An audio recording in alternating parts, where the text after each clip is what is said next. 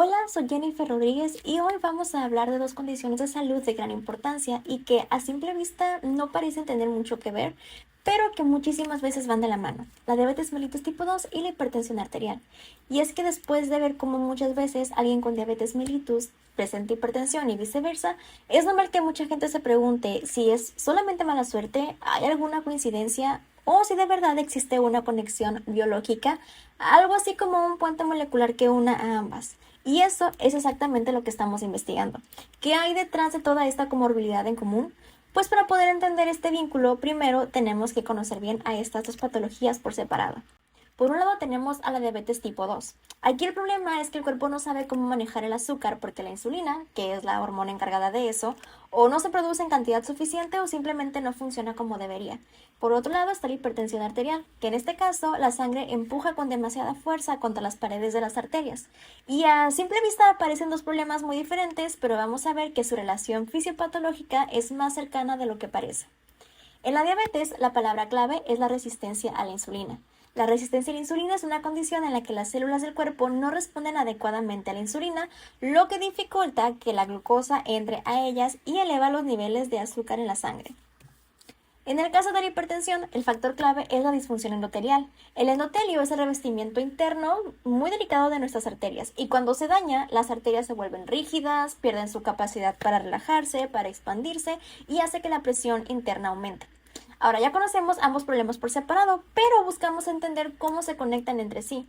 Y es que no se trata de un solo factor, sino de toda una red de mecanismos compartidos. La diabetes tipo 2 y la hipertensión arterial comparten mecanismos patológicos que se potencian mutuamente.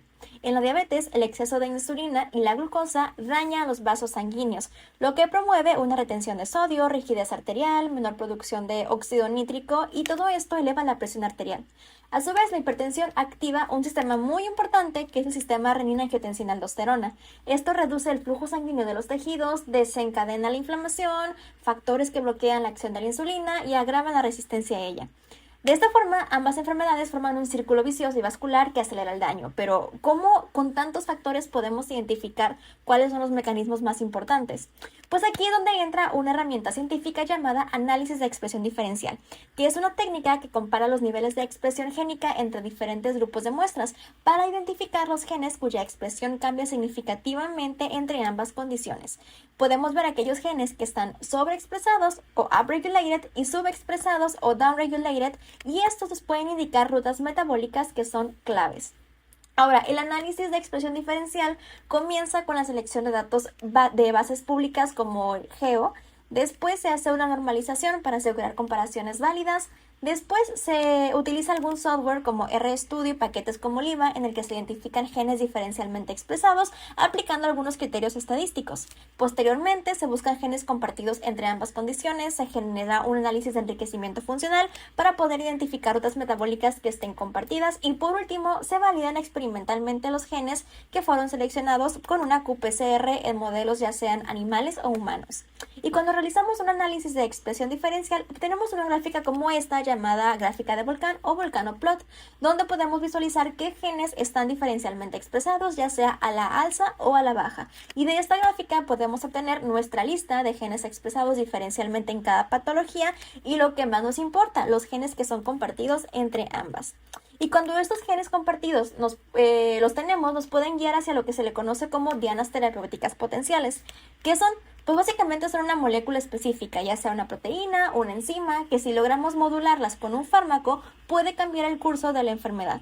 Además, cuando una diana terapéutica tiene un respaldo genético humano, como el que proporciona el análisis de expresión diferencial, la probabilidad de que se convierta en un medicamento exitoso se duplica o incluso más, aproximadamente 2.6 veces más. Así que al comprender las raíces moleculares que comparten el diabetes tipo 2 y la hipertensión, nos vamos acercando a una medicina que no se limita a controlar los síntomas, sino que interviene directamente en los mecanismos biológicos que las van originando. Esto abre una puerta a un futuro donde un solo tratamiento podría abordar ambos trastornos a la vez. Así que la ciencia moderna ya nos va mostrando que este escenario, que antes parecía como ciencia ficción, hoy está más cerca de convertirse en una realidad.